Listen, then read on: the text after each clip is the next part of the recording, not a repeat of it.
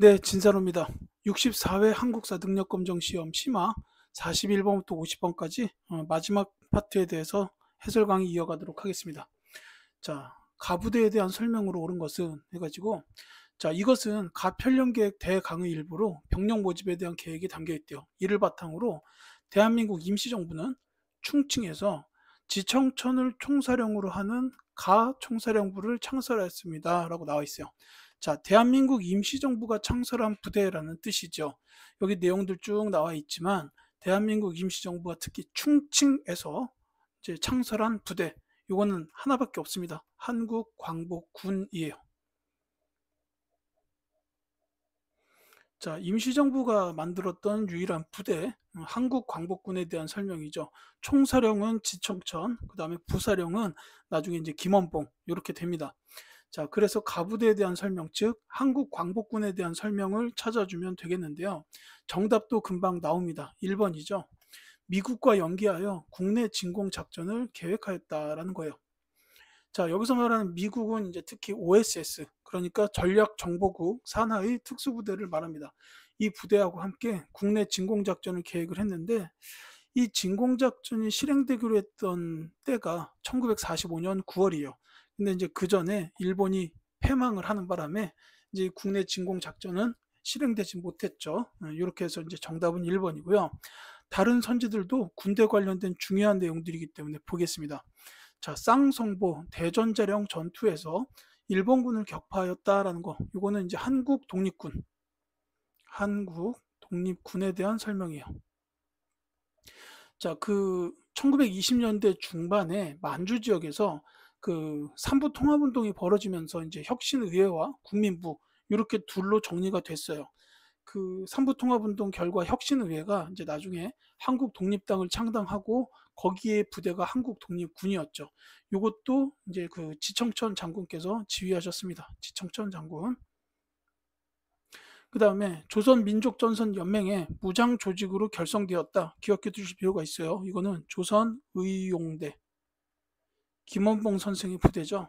1934년에 중국 관내 지역에서 이제 조선민족전선연맹의 무장조직으로 결성됐던 조선의용대는 나중에 화북세력과 잔류세력으로 분화됩니다.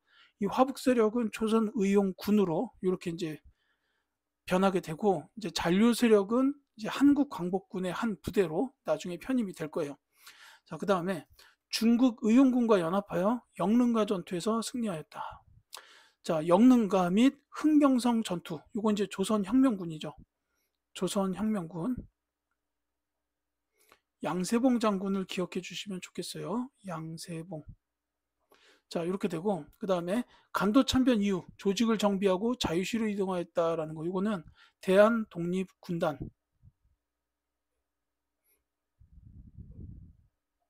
자, 그 홍범도 장군의 대한독립군, 그 다음에 김자진 장군의 북로군정서 등 이제 여러 부대가 청산리 대첩에서 승리를 이끌고, 그 다음에 이제 한 세력으로 합쳐졌어요. 그게 대한독립군단인데, 이 간도 참변을 계기로 해서 이제 만주 지역에서 이 부대가 그 활동할 수 있는 근거지를 잃게 돼요. 그래서 이제 러시아 스보본이 자유시로 이동을 했는데, 여기서도 자유시 참변을 겪고 다시 이제 만주로 돌아와서 이제 삼부로 결성이 되죠. 그랬다가 나중에 이제 삼부 통합운동으로 혁신의회 국민부 이렇게 이제 분화가 된다. 이 흐름으로 보시면 되겠습니다. 자, 42번 갈게요. 가시기에 있었던 사실로 옳은 것은, 자, 며칠 전 정읍에서 이승만이 단독 정부 수립을 시사하는 발언을 했다. 이승만이. 이런 정읍 발언이죠, 이거. 그 다음에 한국 독립당에서는 단독 정부 수립은 안 된다고 했다더군. 이건 뭐 이렇게 읽어주시면 되겠고, 가시기가 중간에 있고요. 우리 소련의 주장은 작년 제1차 미소공동위원회 때와 같습니다. 우리 미국은 신탁 통치에 반대하는 단체를 제외하는 것은 부당하다고 생각합니다. 자, 미국과 소련이 공동위원회를 열어가지고 한반도 문제를 해결하려고 했는데, 이 미국과 소련의 입장이 달라서 결렬됐던 상황을 말하죠. 자, 작년 1차 미소공동위원회 때와 같다라는 것은 결국 이게 2차 미소공동위원회. 그러니까 요거는 이승만의 정읍 발언과 2차 미소공동위원회 사이에 있었던 일을 찾으라는 문제, 이렇게 보시면 되겠죠. 자, 이 흐름상 봤을 때 이 이승만의 정읍 발언이 이제 나중에 불거지면서 이때 이제 이러다가 우리 진짜 분단되는 거 아니야? 라는 위기의식을 뭐 좌우 양 진영 할 거 없이 느끼게 돼요. 그래서 이때 일어났던 대표적인 일이 뭐냐면 좌우 합작운동. 자, 그러니까 좌우 합작운동 관련된 내용을 가에서 찾아주면 돼요. 선지에서. 자, 여운형 등의 주도로 좌우합작위원회가 발족되었다라는 요 4번이 정답입니다. 자, 여운형, 김규식 이런 분들이 이제 주로 이제 추진하셨던 좌우합작 운동, 예, 요게 이제 정답 4번에 해당한다라고 보시면 되겠습니다. 자, 여수 순천 11구 사건이 발생하였다. 요거는 그 이제 요 뒤에 일이에요. 남한만의 단독 정부 수립을 반대해서 일어났던 사건이 대표적으로 두 가지. 제주에서 있었던 4.3 사건, 그 다음에 여수 및 순천 지역의 11구 사건, 이렇게 두 가지 기억해 주시면 되겠습니다. 자, 유엔 한국 임시위원단이 서울에 도착하였다라는 것도 이 2차 미소공동위원회 뒤 일이에요. 이 미소공동위원회가 결렬이 되면서 한반도 문제를 미국 측에서 이제 유엔 쪽으로 이렇게 이제 넘겨버리게 됩니다. 그래서 이제 유엔의 임시위원단이 이제 서울에 도착하게 된 거고, 이제 마찬가지로 북한 쪽으로 들어가려고 했는데 소련에서는 거부했어요. 그래서 이제 유엔의 결론이 선거가 가능한 지역, 즉 남쪽 지역에서만이라도 총선거를 해서 정부를 수립해라. 이렇게 나왔던 겁니다. 자, 송진우, 김성수 등이 한국민주당을 창당하였다. 이건 좀 어려울 수 있어요. 이 한민당이 창당된 거는 이제 광복되자마자 바로 직후에 있었던 일이에요. 그러니까 모스크바 3국 외상회의보다도 전에 있었던 일입니다. 그 다음에 5번. 이 조선건국준비위원회에서 조선인민공화국을 선포하였다. 요 주의해야 될 게, 요 건국준비위원회, 여기서 조선인민공화국이라고 나오는데, 요거 조선민주주의 인민공화국 아니에요. 조선인민공화국입니다. 요거는 이제 광복 직후에 있었던 일이다. 이렇게 보시면 되겠어요. 그러니까 선지 3번에 한국민주당, 그 다음에 선지 5번에 조선인민공화국, 요건 다 광복 직후 있었던 일이라고 보시면 되겠습니다. 자, 43번 갈게요. 가하라 지방 통치 체제에 대한 설명을 오는 것을 보기에서 고른 것은 하고 물어봤습니다. 이건 전부 천천히 다 확인을 할게요. 완산주를 다시 설치하고 용원을 총괄으로 삼았고 거열주를 빼서 청주를 두니 처음으로 구주가 되었다. 대아찬 복세를 총관으로 삼았다라고 했는데, 이 이제 구주라는 데서 알 수도 있고요. 그 다음에 이제 문제를 많이 풀어보신 분이라면 이 대아찬이 그 뭐 아찬 이런 직제가 그 신라 시대 때 존재했던 직제로 이렇게 이제 이해하실 수 있어요. 그러니까 이거는 구주 그리고 오소경, 그러니까 이거는 이제 통일신라의 지방행정구역 체계. 이제 이 구주 오소경 체계를 만든 완성한 분이 바로 신문왕이죠. 그래서 이 구주 오소경에 관련된 설명이다라고 보시면 되겠습니다. 나볼게요. 현종 초에 절도사를 폐지하고 5도와 75도 안무사를 두었으나 얼마 후 안무사를 폐지하고 4도와 팔목을 두었다. 그 이후로 5도 양계를 정하니 양광, 경상, 전라, 교주, 서해, 동계, 북계가 그것이다. 자, 동계, 북계는 양계, 그리고 나머지 5개가 5도죠. 이거는 고려시대의 지방행정구역 체계 5도 양계를 말한다. 이렇게 보시면 되겠습니다. 자, 다해 보면 각 고을의 이름을 고쳤어요. 완산을 다시 전주로, 계림을 경주로, 그 다음에 서북면을 평안도, 동북면을 영길도, 이렇게 해가지고 이제 나타냈다라는 건데, 어, 여기서 이제 뭐 이게 평안도, 영길도 이런 게 나오죠. 그래서 이제 이걸 통해서 알 수가 있는데, 이런 이제 도 체계가 도입된 거는 그 5도 양계 이후에 조선시대, 조선의 8도, 이제 평안도 이런 거는 이제 8도에 있었다라는 거죠. 여기 5도에는 지금 뭐 평안도는 없잖아요. 어차피 평안 쪽은 다 그 동계, 북계 이 양계에 해당하는 곳이 고려시대 때는 그랬고, 조선시대 때는 평안도, 뭐 함길도, 영길도 뭐 이제 이런 식으로 정했다라는 겁니다. 자, 그다음에 라에 보면 전국을 23부의 행정구역으로 나눴다라고 나와 있어요. 자, 요거는 조금 말씀을 드릴게요. 어, 원래 이 조선의 팔도 체계는 이제 나중에 가가지고 23부로 세분화되는 시기가 있어요. 이때가 언제냐면 2차 갑오개혁 때입니다. 그러니까 23부의 행정구역으로 나눴다 해가지고 뭐 여기 쭉 읽어보시면 뭐 다 없애고 군이라고 하고 군수라고 했다 이렇게 나왔는데 요게 이제 2차 갑오개혁 때예요. 23부가. 다만 요때 행정구역 체계는 1년 정도 후에 13도로 바뀝니다. 1년 후 13도로. 그래서 왜 저 정리의병 때 보면은 13도 창의군 이런 게 나오게 되는 게 요때 행정구역 체계가 13도였기 때문이에요. 이게 지금도 비슷합니다. 이제 함경남도 함경북도, 평안남도 평안북도, 그 다음에 지금 뭐 충청남도 충청북도, 전라남도 전라북도 이렇게 이제 계속 유지가 되고 있죠. 지금 이렇게 보시면 되겠어요. 그러니까 가는 통일신라 시대의 신문왕, 나는 이제 고려 시대의 오도 양계, 그 다음에 다는 조선시대 팔도인데 이 이제 체계는 태종. 요때고 라는 2차 갑오개혁 시기다라고 보시면 되겠습니다. 자, 기억부터 이제 하나하나 볼게요. 신문왕 제위 시기에 정비되었다. 맞죠? 구주 오소경 체계. 그 다음에 지방장관으로 욕살, 철여 근지 등이 있었다. 이거는 이제 고구려에 대한 설명이에요.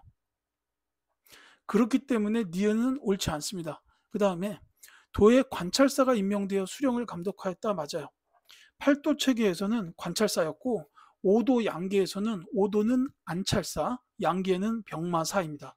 이거 다 기억하셔야 돼요. 여기다 적을까요?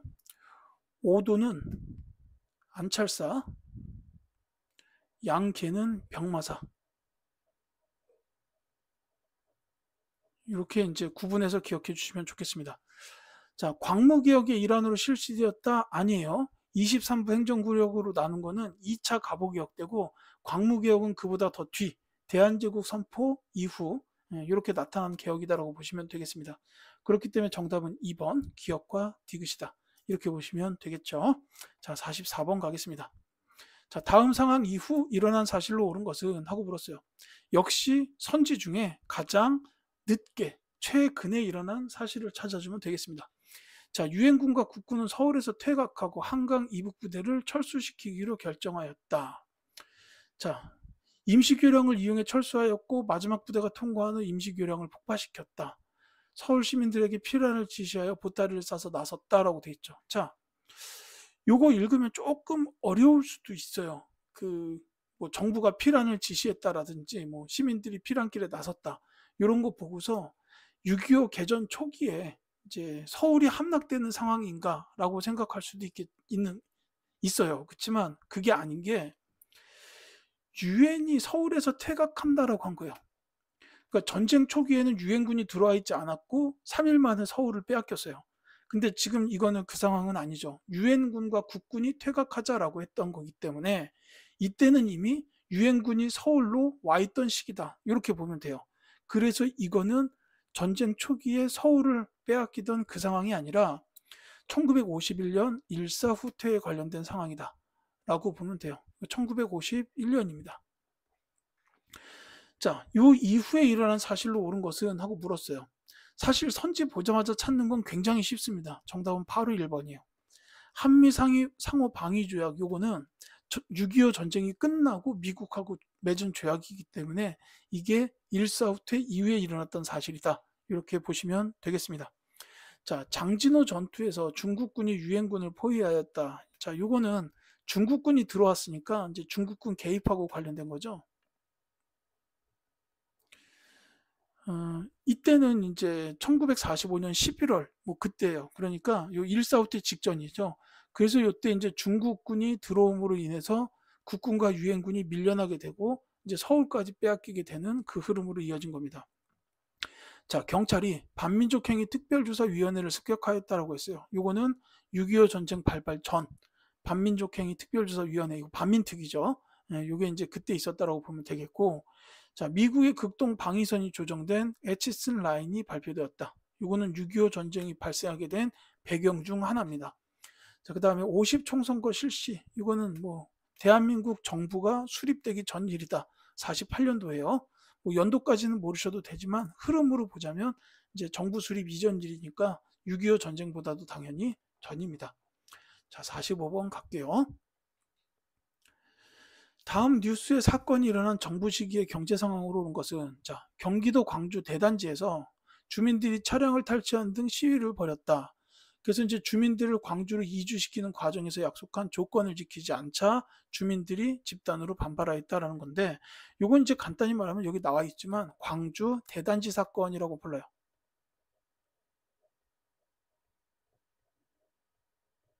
자, 이게 언제 있었냐면 박정희 정부 때의 일입니다. 그러니까 박정희 정부 시기에 일어난 광주 대단지 사건이 지금 본문 뉴스에 나와 있어요.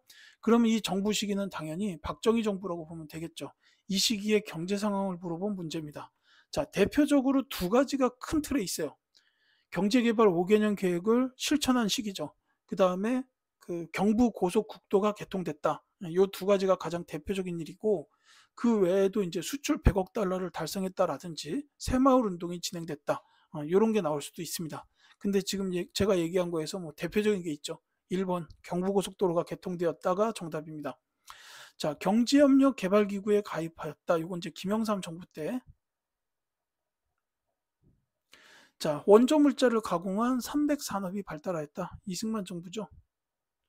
여기서 말하는 300은 세 가지의 하얀 생산물, 밀가루, 면화, 설탕, 이렇게 세 가지라고 보시면 되겠고요. 저유가 저금리 저달러의 3조 호황이 있었다. 이거는 전두환 정부 때입니다. 자, 뭐 이때 이제 전두환 정부 때 3조 호황으로 인해서 경제가 꽤 많이 발전을 했어요. 그리고 이제 5번에 노사정위원회가 구성되었다. 이거는 김대중 정부라고 보시면 되겠습니다. 이때 이제 IMF 그 금융 긴급 구제금융 체계를 극복하기 위해서 이제 노동 시장이 좀 개편이 돼요. 그래서 이제 뭐 비정규직이라는 이런 단어도 처음으로 등장한 시기이기도 하고, 그래서 이제 그것 때문에 노사정위원회가 나오게 됐다. 이렇게 이해하시면 되겠습니다. 자, 46번 볼게요. 가나 민주화 운동에 대한 설명으로 옳은 것은, 자, 대학 교수들이 3.15 부정선거를 규탄하고 대통령의 퇴진을 요구하며 시위에 나섰다. 자, 이거는 뭐 4.19 혁명이죠. 3.15 부정선거가 드러나니까 이제 대학생들이 먼저 일어났어요. 근데 이 과정에서 이제 김주열 학생의 시신이 마산 앞바다에서 떠오르는 일이 벌어집니다. 그러니까 이제 그때부터는 시위가 전국적으로 퍼졌어요. 대학 교수들이 시국선언 발표하고 대통령 퇴진을 요구하면서 시위하게 되고, 이런 일이 이제 지금 사진에 나와 있는 내용입니다. 자, 그 다음에 나는 명동성당에서 시민들이 호언철폐, 독재타도 이걸 외치면서 시위를 전개했다. 자, 호언철폐, 독재타도가 나오면 요거는 6월 민주항쟁입니다.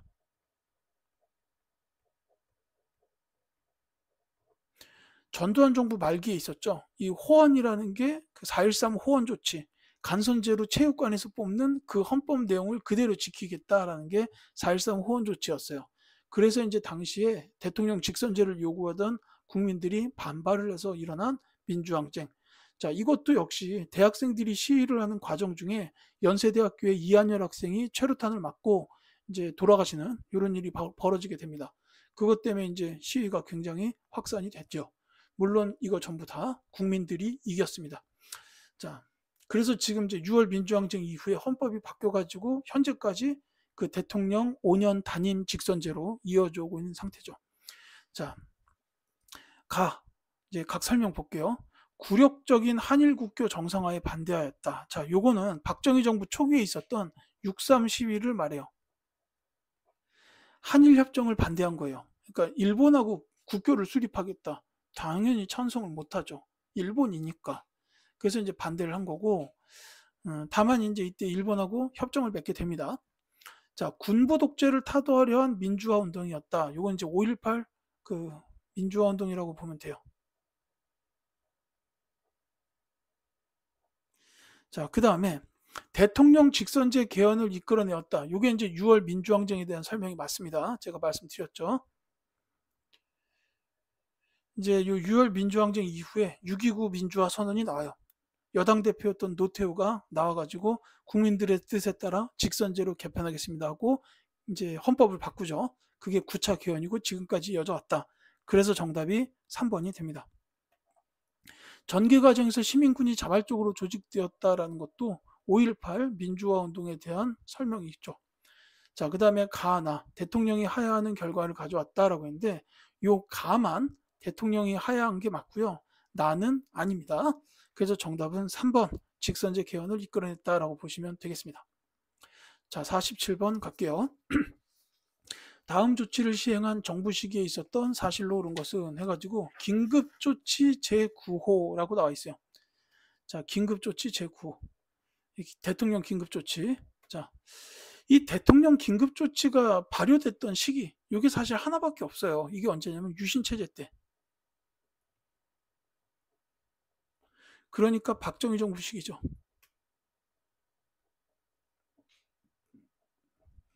자, 뭐 행위를 그만둬가지고 뭐 유언비어 날조유포 이런 얘기 쭉 나와 있고, 뭐 이건 영장 없이 체포, 구금, 압수 또는 수색할 수 있다. 그러니까 지금 관점으로 보자면 당연히 반인권적인 행태라고 볼 수도 있습니다. 자, 유신체제 때, 즉 박정희 정부 때 있었던 일을 찾아주면 된다는 건데 선제를 쭉 읽어보시면 이거 바로 나와야 돼요. 3.1 민주 구국선언이 발표된 것, 이게 바로 유신체제에 정하는 그 내용 중 하나입니다. 그렇기 때문에 정답은 5번이에요. 자, 국민방위군 설치법이 공포되었다라는 건데 이거는 6.25 전쟁 중에 있었던 일이에요. 이제 뭐 나이 많은 분들은 혹시나 아실지 어쩔지 모르겠는데 이제 그 국민역이라고 해가지고 현역, 예비역 이런 거 말고 국민역이라는 그 병역 그 신분도 있었어요. 그래서 이제 그 신분이 나오게 된 게 처음 이 국민방위군 설치법 때문인데 이게 이제 6.25 전쟁 때 그 이렇게 당시 그 징집 연한을 벗어나는 사람들에게도 그 군사적인 그 국방의 의무를 부여하고자 해서 만들었던 법이에요. 그래서 이때 그 국민방위군이 소집이 됐어요. 수십만 명이 소집이 됐는데 이제 이 당시에 그 방위군을 이제 통제하던 그 군 지휘부 계통에서 굉장히 비리를 많이 저질렀어요. 그래서 이 국민 방위군들이 전쟁 중에 소집은 됐는데 아무것도 안 줘요. 보급품도 없고 음식도 안 줘요. 그래서 얼어 죽고 굶어 죽고 많이 이런 일이 있었습니다. 이게 이제 6.25 전쟁 중에 벌어졌던 일이에요. 이거 이제 참고하시고요. 내각 책임제를 골자로 하는 개헌이 이루어졌다. 이거는 이제 4.19 혁명 이후의 영향이다. 이렇게 보시면 되겠고요. 자, 귀속재산 처리를 위해서 신한공사가 설립되었다. 자, 귀속재산이라는 거는 이제 일제가 패망하고 나가면서 이제 자기네들이 만들어놨던 것들을 다 그대로 뒀어요. 그게 이제 우리 대한민국의 재산이 된 겁니다. 이제 그래서 그걸 귀속재산이라고 부르는데, 그러니까 이거를 갖다가 이제 누군가한테 줘야죠. 이게 다 이제 국영으로 운영할 수도 없고 해서. 그래서 이제 귀속재산 처리 때문에 신한공사가 설립됐다라는 거. 요거는 이승만 정부 때 일이에요.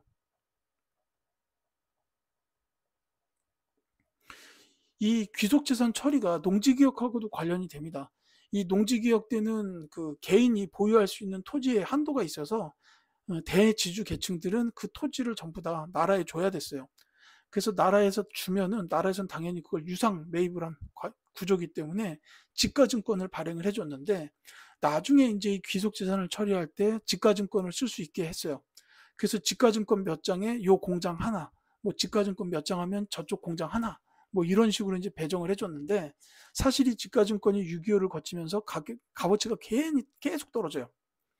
그래서 이제 이때 그 막 지가증권 한 장에다가 뭐 빵 몇 개 막 이렇게 바꾸기도 할 정도로 이렇게 값어치가 많이 떨어졌는데 이제 전쟁이 끝난 후에 이 귀속재산 처리 과정에서 지가증권을 1대1 가치로 받아들인다 하니 그 지가증권을 전쟁 중에 많이 사들였던 사람들이 이제 자기 돈 한 푼도 안 들이고 이제 대규모 공장 같은 거를 사들이게 됐던 이런 일로 이어져요. 그래서 이제 이때 대표적으로 뭐 두산이라든지 SK, 한화 같은 현재 이런 대기업들이 이 시기에 지가증권을 이용해서 이제 기업을 일구었던 그런 대표적인 기업입니다. 뭐 이건 그냥 참고만 하세요. 자, 평화통일론을 주장한 진보당의 조봉암이 구속되었다. 이것도 이승만 정부예요. 일명 조봉암 사건 혹은 진보당 사건이라고 부르죠. 평화통일은 이제 그 북한과 내통하는 간첩이다. 뭐 이런 식으로 해가지고 잡아들여서 이제 사형 선고를 내리고 그냥 바로 집행해요. 그래서 이 조봉암 선생이 뭐 억울하다는 걸 말할 기회도 없이 그냥 돌아가시게 됐던, 뭐 나중에 무죄가 됐죠. 이런 일이 이승만 정부 때 있었습니다. 자, 본문은 유신체제에 대한 설명이었고 3.1민주 구국선언이 정답이었다라고 보시면 되겠어요. 자, 48번. 자, 다음 연설문을 발표한 정부의 통일 노력으로 옳은 것은 하고 물었어요.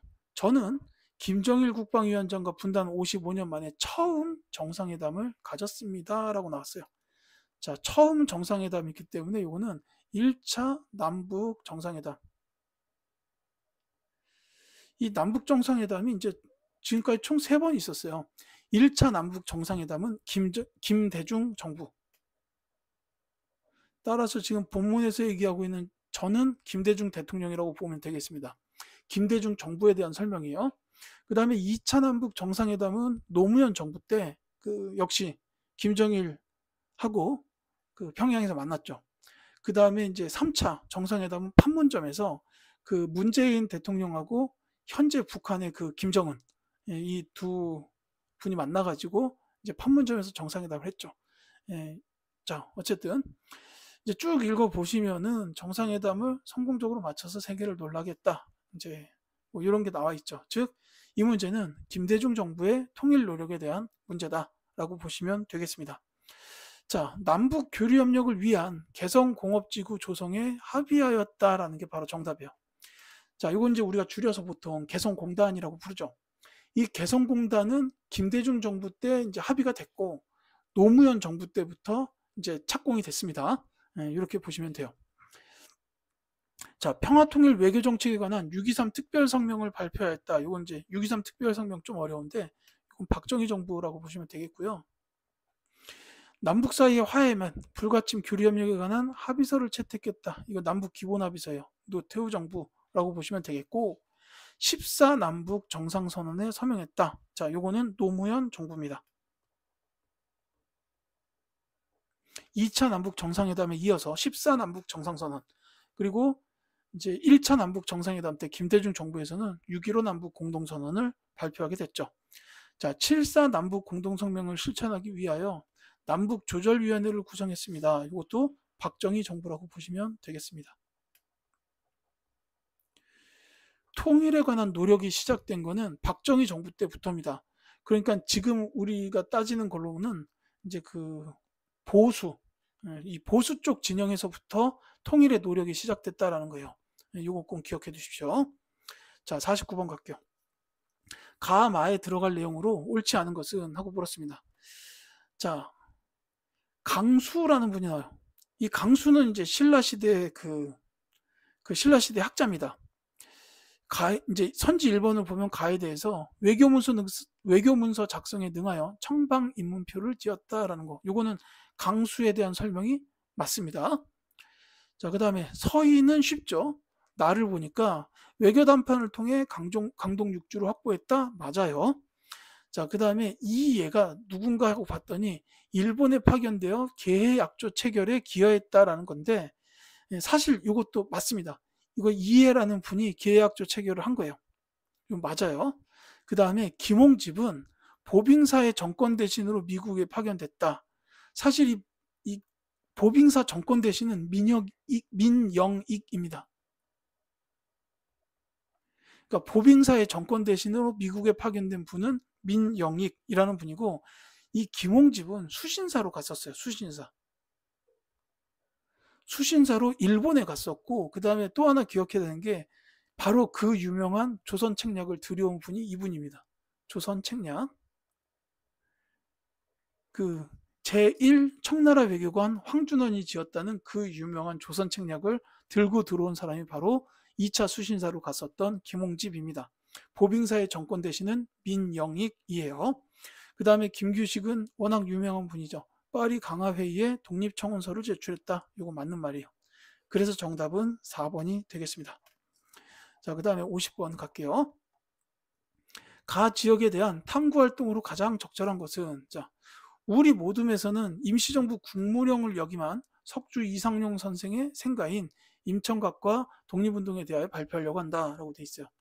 자, 이 지역이란 얘기죠. 가 지역의 역사문화니까. 그런데 일모둠의 발표 내용을 보면 이 지역이 나와야 돼요. 고창 전투와 후삼국 통일 과정이라고 나왔어요. 자, 고창이 어디입니까?